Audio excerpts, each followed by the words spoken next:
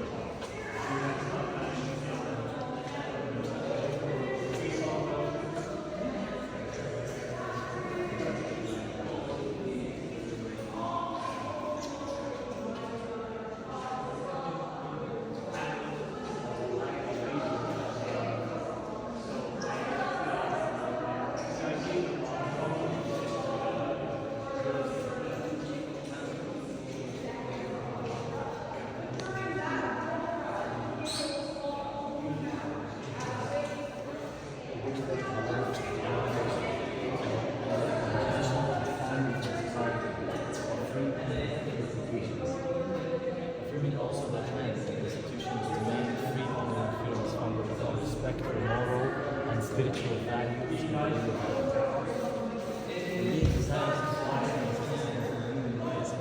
Come on over. Come on over, sir. All right. We will get started. Does everyone remember my name? Matthew. Okay, good stuff. Usually people, Nicholas? Jonathan? No, Matthew, yes. Okay. Yes. So welcome everyone to the Blessed Assembly. This is the very heart of democracy in our province. Where is everybody from today? I'm curious. Where's everyone visiting from? Venezuela? Okay. Edmonton? Colombia. Colombia? Okay. From BC. Oh, from BC? Okay. Great. So we got people from BC, people from other provinces, people from across the world. So yeah, it's going to be a great tour today, the highlight of your time in Victoria, I hope. Yeah. But yeah, this is the very heart of democracy in our province. British Columbia is a huge province. It's about twice the size of Japan, 3 times the size of the UK, and larger than Washington, Oregon, and California combined. So it's a really large province, and every single square inch, and every single one of the 5 million British Columbians are represented here in this house. It's on the People's House, meant to serve all 5 million British Columbians from across the province. The goal has been to blend the kind of colonial architecture on the outside with indigenous elements on the inside as well. This is the land of the Salt and Peace and East First Nation, where Victoria is today. I would say the most striking example of the indigenous elements inside the building is that right there. Does anyone know what this is? What? Yes. A canoe, exactly. Very yes. That is a canoe, and it was crafted by our Lieutenant Governor, Stephen L. Point. The Lieutenant Governor is the King's representative in the province of British Columbia. Stephen L. Point, an Indigenous man himself, found this log on the beach of Victoria, and he saw how those two sides become more tapered off, and the inside was hollowed out. That means an Indigenous nation hundreds of years ago wanted that to be a canoe, but they didn't really follow through with the whole process there. So he brought it back to his house, carved it, painted it, and then he rowed it from Oak Bay all the way into the Inner Harbour and brought it in here. The symbolism of the canoe is that we're all in the same boat, paddling in the same direction. You know, we all have different political opinions and beliefs, but we're all on the same team moving forward together as a province. It's called Sweaty Topskull. It's modeled after a sea monster at the bottom of Cultus Lake in Chilliwack. Very similar, say, the Odo Bodo and the Okanagan, if anyone here is from the interior. So yeah, that is Sweaty Topskull. Any questions, guys? We will keep on moving. To the coat of arms over here. Come on over.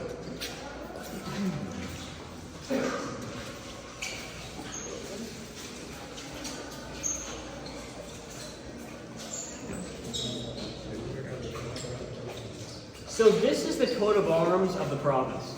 Each province and each territory has its own coat of arms with symbols of the history of the province itself. What immediately strikes out to me on this coat of arms is the shield. If you see the shield, it looks very similar to our flag, as our flag is just that shield stretched out on a 4x6 radius there. So when you see the BC flag, that comes from the shield right here. If you see the colors blue and white, blue represents the Pacific Ocean. We are Canada's westernmost province. And then also the white represents the snow in the Rocky Mountains. So our easternmost border with Alberta following the Continental Divide. The easternmost border and the westernmost borders there.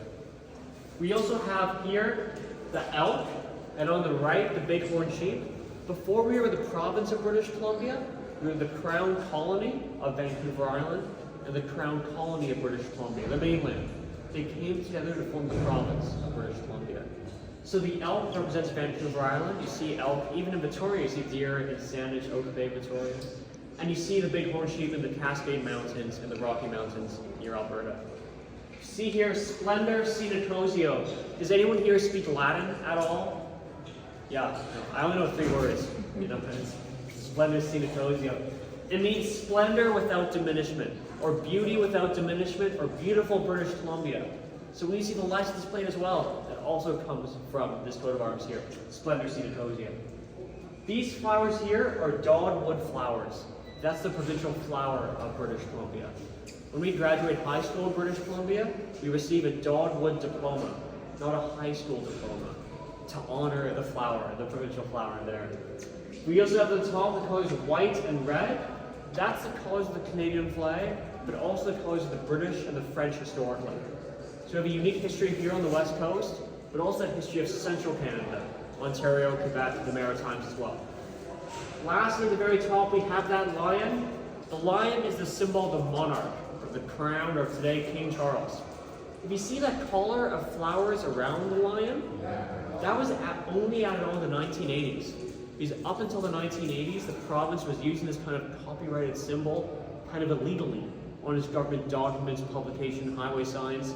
So a lot of lawsuits going on, copyright infringement. Finally, a nice compromise, they put that collar of flowers around the lion itself. Any questions here, guys? Okay, we're now going to head upstairs through that staircase over there. Yeah.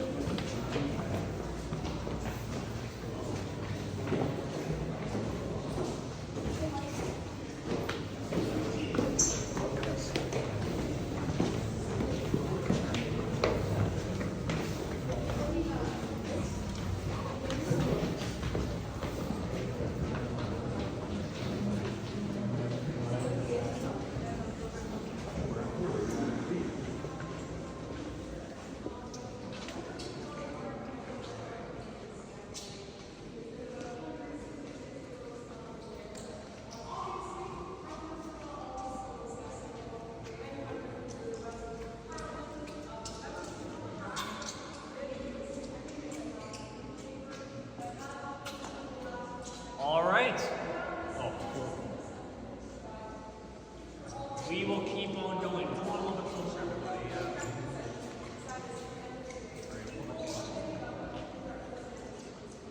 Okay. Welcome, everybody, to the Memorial Rotunda. This space is meant to honor those veterans that fought and served in World War I, World War II, the Korean War, and the Spanish War from the province of British Columbia. If you see these 4 flags here, does anyone know what this flag over here is? Canada, it's that, not a trick question. That's the Canadian flag there. Does anyone know what that flag over there is? BC. See how this nice coat of arms stretched out there? Does anyone know what that flag over there is? That's a hard one. So that's actually the flag of the Royal Navy of the United Kingdom. If you really want to know what is that flag doing here, thousands of kilometers away from the UK. That was a flag of Canadian ships in World War I, in World War II, in the Korean War. The flag is now changed. When you drive to Victoria, you see the sign, "Welcome to Victoria, home of Canada's Pacific Naval Fleet." A very kind of strong naval history in Victoria, BC. It's meant to honor that naval history where we are today in Victoria. That flag over there is the King's Colors. It was gifted by the Governor General Lord Byng in 1919 to the British Columbians that fought in the Battle of Vimy Ridge. Very transracial battle in Canadian history. East, West, French, English, all united together on the European front in World War I. If you see these 4 paintings here at the very top, does anyone know what's happening in that painting over there? Fishing, exactly. Someone said Pirates of the Caribbean yesterday. That's fishing over there. Does anyone know what's happening in that one over there? Logging, forestry, exactly. That one over there? Mining, gold mining, gold rush, Fraser River. Blasting that one over there. Farming. So those are the 4 founding industries of British Columbia. The 4 primary industries when British Columbia became a province. Of course, today's industries in British Columbia are very different. We have, tourism, technology, information services, whatever it may be. But they're still very important to the province. Like this stairwell. Why didn't we go through there today? It's a lot nicer. It's a lot nicer to take the belt off and the watch off your security downstairs. That's the ceremonial entrance. So it can only be used by heads of state, not heads of government. I don't need political science, but I would say the head of state is mostly symbolic. Say King Charles, the Governor General, the Lieutenant Governor, where the head of government is that day-to-day government role. Justin Trudeau, David Eby, the Mayor of Victoria.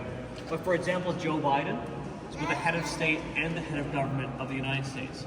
So an American president could use this entrance here, but a Canadian Prime Minister, downstairs, do security, belt off, watch off. So you see that distinction there. If you see as well, this entrance has been used also by First Nation groups to address the house over there. There's lots of First Nations from the chiefs of their nation, or the head of state of their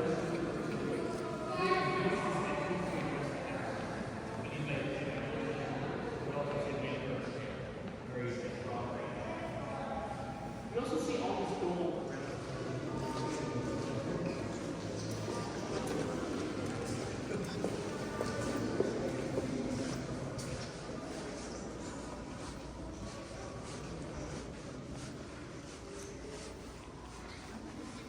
Alright, but I'm going to semicircle here. We'll get photos afterwards as well.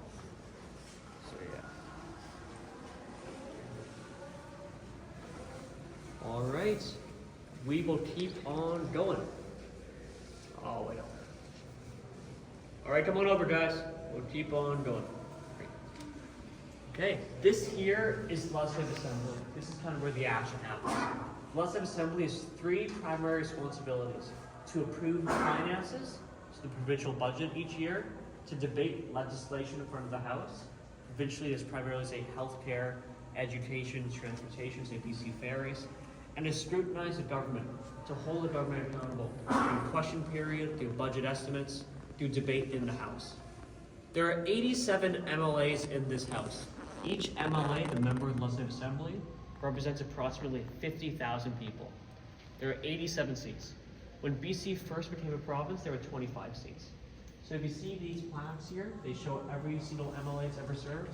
You see they get larger and larger and larger and larger. Next election will have 93 seats.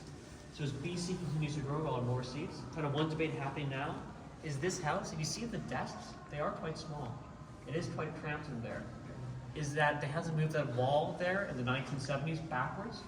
But I'm just saying 2030, 2040, this house will look very different. Maybe extended, there may be benches in the UK, but yes, kind of debate happening now. On the left-hand side, we have the government led by the Premier, who sits on the left-hand side, 5 seats back. And the opposition, led by the leader of the opposition, sits on the right-hand side, 5 seats back. They're seated 2 sword lengths away from each other. Because in the United Kingdom, it's 12 people would bring swords to debate. They bring swords to security nowadays. But you see how the system itself is actually designed for confrontation, to have those debates, have those arguments there in real time. I grew up about 10 minutes from here. I'm a real nerd. I would watch this after class. You would see how when the cameras are on, it's very confrontational. When the cameras are off, it's a lot kinder, I would say. 87 seats I mentioned. There are 200 seats for members of the public. And anyone is allowed to see what happens here in the House. The House is sitting primarily from September until about April. So if you're here during that time, feel free to come inside, see what happens in the House. It's a really neat opportunity, I would say. At the very back there, those seats at the very back, that's reserved for the press gallery. So say CBC, CTV, Global, the Vancouver Sun, each news outlet sends a reporter to cover what happens here in the House and report back to British Columbians. There are 6 cameras across the chamber. That's called answered. Every single word that's ever said is transcribed, written down, and broadcast across the province on Channel 3 of your TV, and on Facebook, YouTube, and Spotify as well. So if you want to do it, in your car on the way to work, feel free to do so as well. If you see that down there, that's called the mace. Do you guys believe that's real or fake gold? Real. So that is real gold, but don't try to steal it. Missions Impossible and Ocean's 11. It's very secure where it is. On the mace is the coat of arms we covered, and those 4 founding industries we also covered as well. The mace is mostly a symbolic object, similar to the 2 sword lengths as well. For the House to be in session, for debate to occur, the mace must be present. If the mace isn't there, debate can't happen. If you see as well this lock, real? So the rumor is that was bought off Amazon last year. So you see how everything has its symbolic significance, but the lock, it's just a lock sometimes. Going in as well to the party standings, the current government, does anyone know who the Premier of British Columbia is? David Eby, exactly. Yeah, recent switch. Is David Eby the Premier of British Columbia? He leads the BC New Democratic Party, the NDP. They have all the seats on the left-hand side, plus a few more seats on the right-hand side. So they have a majority government in this House, over half the seats in the House. We also have the opposition, led by Kevin Falcon. He leads the BC United Caucus. It used to be called the BC Liberal Party. They changed their name a few weeks ago. We also have 2 seats for the Green Party and 2 by-elections coming up. One in Langford, Wanda-Fuca, where the recent Premier, John Horgan, just recently retired from politics. So if any of you guys live in Langford, make sure to vote in a few weeks from now. Do you have any questions here, guys? 2 more things I'll cover is the big chair in the very middle there. Does anyone know who sits there? The speaker, exactly. And the speaker is responsible for making sure everyone's voice is heard. To kind of act as a judge. It's very different than the American system where, say, the speaker is more partisan. In the Canadian kind of British parliamentary system, the speaker must remain non-partisan. They can't represent their party's views, or even their own views sometimes. They have to represent the views of the chamber itself. So a distinction there. So yeah. Oh, we'll do some photos quickly, and then we'll head downstairs. Yeah.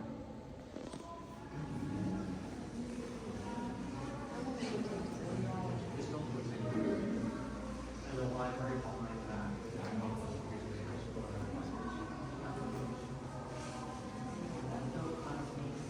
Yeah.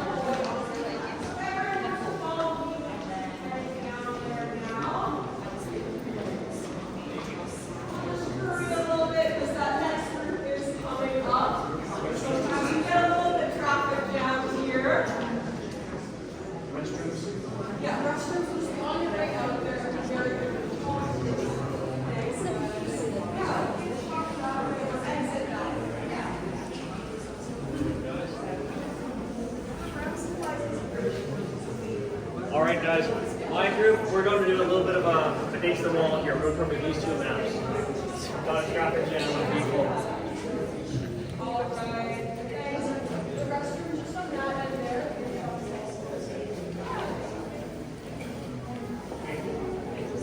All right, guys. We're going to come on down a little more. This group's taking it away. Yeah, that is right now.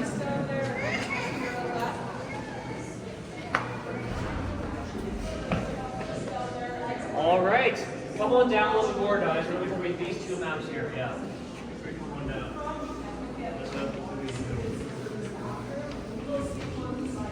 All right. We will keep on going, okay? Can everyone hear me? Everyone can see me? All right. So I don't cover these two maps here. This map here is the electoral districts of British Columbia first became a province. The electoral districts of the last election. You see this map here is 25 seats, 25 MLAs. Anyone here from Vancouver? Yeah? You see Vancouver on this map, the New Westminster district. All Metro Vancouver, all the Lower Mainland, went all the way to the Alaska Yukon border. That was one seat. Today, about half the seats in that chamber are Metro Vancouver and Lower Mainland based MLAs. So you see how British Columbia has obviously grown since Confederation, and the distribution has shifted towards Metro Vancouver and the Lower Mainland. The largest seat in that chamber is still Canadian. Borders Alaska, the Yukon, almost the size of a small country. Where the smallest seat is Vancouver Falls Creek, you can barely even see it on the map. It's the most densely concentrated area of people. It's the area around Yaletown and Science World and downtown Vancouver. Okay, keep on going. Down over here.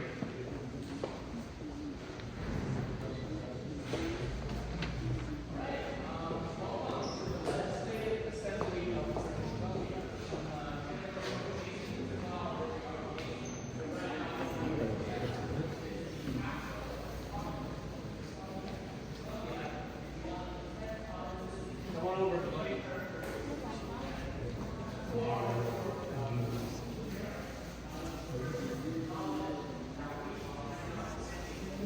All right, we will keep on going. We had a long weekend 2 weekends ago. Does anyone remember the name of that long weekend? Victoria Day long weekend, exactly. Here we are in Victoria, BC, statue of Queen Victoria out front, and this is the Queen Victoria Diamond Jubilee window. It's to honor 60 years of Queen Victoria on the throne, the longest serving monarch before Queen Elizabeth. This window was originally behind the chamber itself, behind the speaker. When the library behind that was added on, they took this down and they put it in the basement. They lost it, but they forgot about it for about 60 years until the 1970s. Oh, the window's here. We'll put it back up. So lost for 60 years in the basement, it's back here now. If you see this coat of arms here, there are 3 differences between the one over there and this one here. Can anyone spot any of the differences? The flag, the Yeah, coat the of Jack arms and the sun are flipped around there. is flipped. I saw the collar isn't there as well. It's one more difference. The flowers are different as well. They're not dogwood flowers. Dogwood flower became the provincial flower in the 60s. Copyright infringement, all that settled in the 80s. But what's with the sun and the Union Jack when they're flipped around there? Do you guys know the saying, the sun never sets on the British Empire? This shows the sun directly setting on the British Empire. So it's very controversial. I'm sure it's by accident or on purpose, but it had to be changed immediately after. So that was the thing that is power. Now that was the Queen's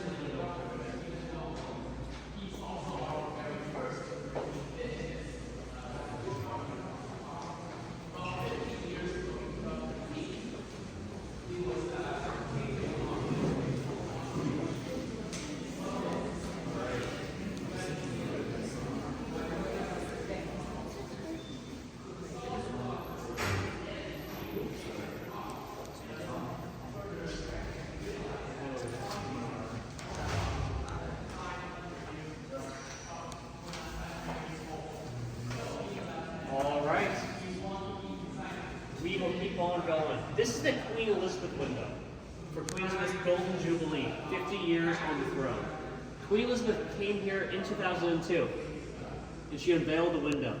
I met the artist of this window 3 weeks ago, and he said that him and his team put it up the night before she came. You know, it's very hard to put up stained glass, like 2, 3 a.m., but it very last minute operation. The night before she came, the next day she unveiled it, and then the next day he got married. So a very stressful week in the life of the artist.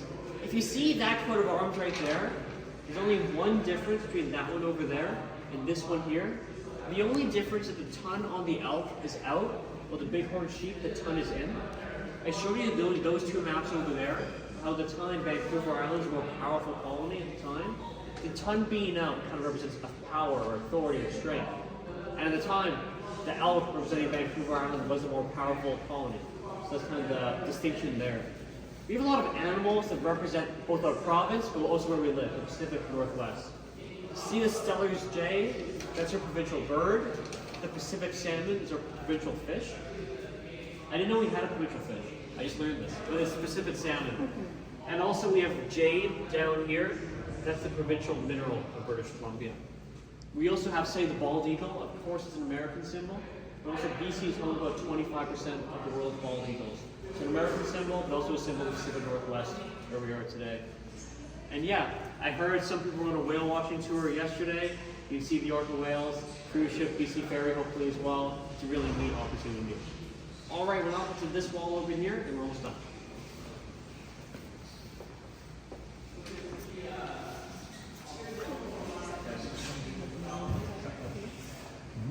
All right, so we'll keep on going.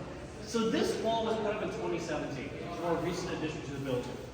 Up until 1917, women couldn't vote in the province of British Columbia. But to honor 100 years of women having the right to vote in the province. You see, our first female MLA was Mary Ellen Smith. Can anyone spot her in that photo? Very hard to find. She's the one with the hat on. She called that photo a sea of mustaches. There's a bunch of mustaches, a bunch of men. Remove them from that photo. She's the only woman in that photo. The first female MLA and the first female cabinet member in the whole British Commonwealth. It's a real kind of trailblazer both here in BC, but internationally as well. We see our first female premier was Rita Johnson. She was the first female premier of BC, but the first female premier in Canadian history. This was only in 1991, 30 years ago. As well as this recent history as well.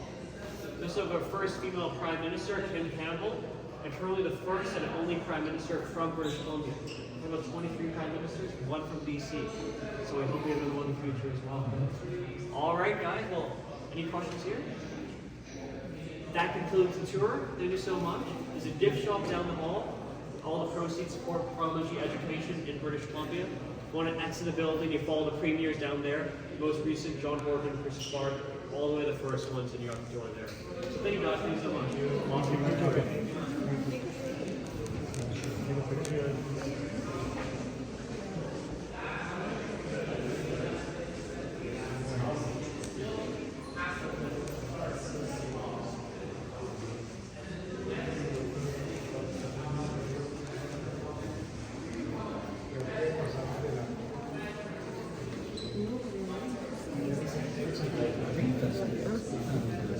How the gift shop.